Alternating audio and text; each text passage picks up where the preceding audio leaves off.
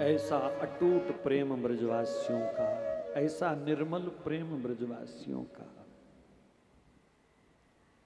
बलराम जी ने ये दृश्य देखा, बड़े भावुक हुए, सबसे मिले, सबको प्रेम से समझाया। अब की बार मैं गलती कर गया, उनको छोड़ आया, अगली बार बिल्कुल छोड़ के नहीं आऊंगा।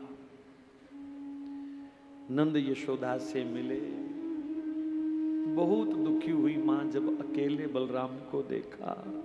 क्यों नहीं आया?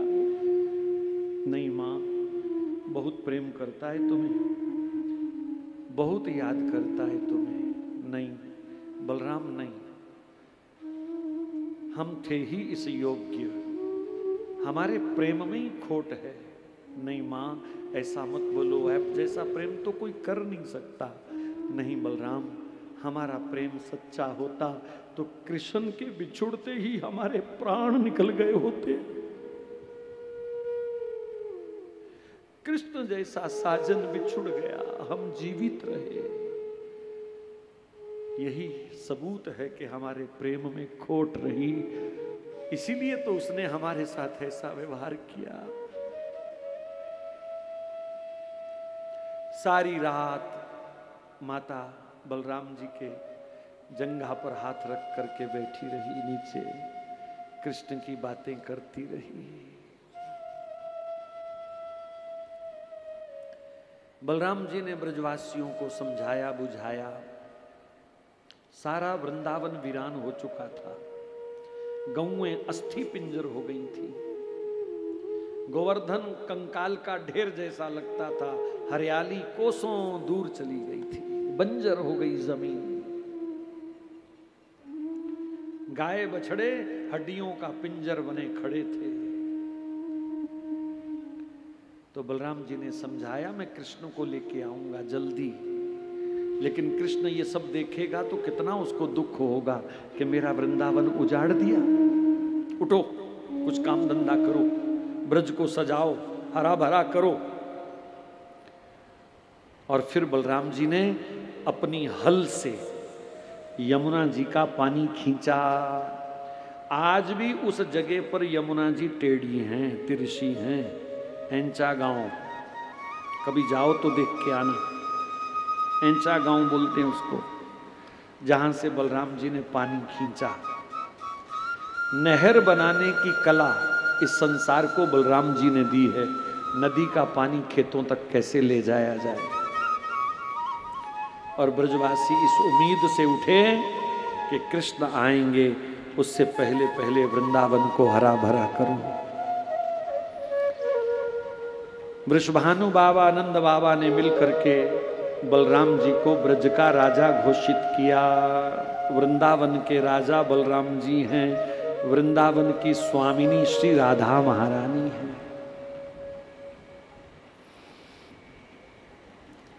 2 महीने चैत्र और वैशाख बलराम जी ब्रज में रहे।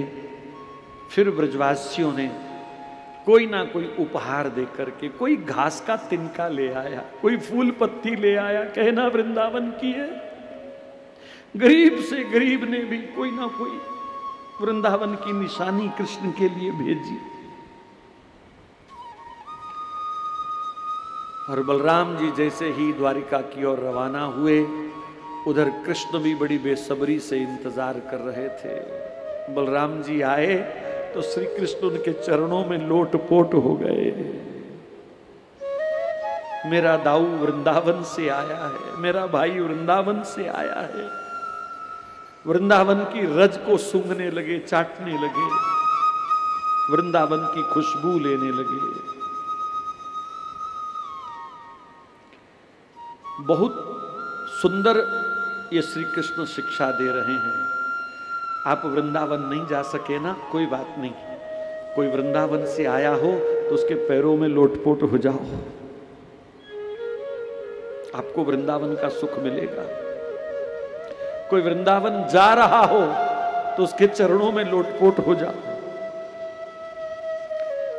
कम से कम आपका स्पर्श, आपका भाव, आपका प्रेम उसके साथ वृंदावन चला जाएगा। ऐसी हमारी भावना होनी चाहिए प्रेमी जनों की। ब्रज के समाचार सुन करके श्री कृष्ण बहुत रोए।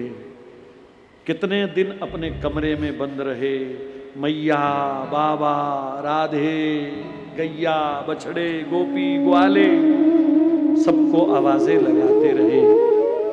15-20 दिन किसी से मिले नहीं, कुछ खाया नहीं, कुछ पिया नहीं। धन्य है ब्रजवासियों का ये प्रेम, जिन्होंने अपने प्रेम में उस पूर्ण ब्रह्म परमात्मा को भी व्याकुल कर दिया, रुला दिया, तड़पा दिया। बहुत दिनों बाद जब कृष्ण बाहर आए तो पता चला द्विविद नाम का एक बड़ा खतरनाक वानर, जो भौमासुर का मित्र था, ये त्रेता काल का वानर है। भौमासुर को अपना मित्र मानता था। कृष्ण ने भौमासुर को मार दिया तो ये बदला लेने के लिए आया। इसने सुना कि बलराम जी तो वृंदावन गए हुए हैं। देखो एक अजीब बात बताऊं आपको, ये राक्षस उतना श्री कृष्ण से नहीं डरते थे जितना श्री बलराम जी से डरते थे। बलराम जी बहुत बलवान है, बहुत बलवान, इनके सामने कोई टिकता ही नहीं है। तो द्विविद ने हमला किया तो भगवान ने दाऊ जी को ही भेजा और खूब युद्ध हुआ। अंत में उसके सिर पर दाऊ जी ने जोरदार एक मुक्का मारा और उसका सिर दो फाड़ कर दिया। इस प्रकार इसका अंत हुआ। पौंड्रक नाम का एक बड़ा ढोंगी राजा था, पखंडी। अब ध्यान से सुनो ये क्या करता था, क्योंकि पौंड्रक की कथा आज के बहुत सारे ढोंगियों से मिलती जुलती कथा है। ये अपने आप को भगवान कहता था कि मैं भगवान हूं, मेरी पूजा करो। और क्या करना, 2 नकली हाथ लगा के शंख चक्र गदा पद्म पकड़ करके भगवान विष्णु के स्वरूप में मुकुट लगा करके पीले कपड़े पहन करके खड़ा हो जाता और लोगों को कहता मैं विष्णु भगवान हूं, मेरी पूजा करो। और किसी की पूजा करने की जरूरत नहीं है, सब फोटो हटा दो, मेरी फोटो लगाओ। आज भी कलयुग के बहुत सारे गुरु यही बोलते हैं, ये शिव जी दी फोटो हटा दियो, हनुमान जी दी हटा दियो, रामकृष्ण दी हटा दियो, मेरी लगा लो। रब बने बैठे हैं आजकल के बहुत सारे गुरुजी, अपनी फोटो की पूजा करवाते हैं। या मूर्ख लोग हैं, पता नहीं गुरुओं ने ऐसा कहा कि नहीं कहा, पर वो मूर्ख लोग हैं कुछ, जो भगवान को पीछे करके ऐसे पाखंडियों को पूजते रहते हैं। अरे गुरु का मतलब क्या है, जो भगवान से मिलाए। जो भगवान को ही हटा दे वो कहां का गुरु। ऐसे गुरु का तो पिंडदान करना चाहिए। जिंदा जी, बलिहारी गुरु आपने जिन गोविंद दियो मिलाए मिलाए। कबीर साहब कहते हैं बलिहारी अपने गुरु के, जिसने मुझे गोविंद से मिलाया। और जो गोविंद से ही दूर करे वो कहां का गुरु।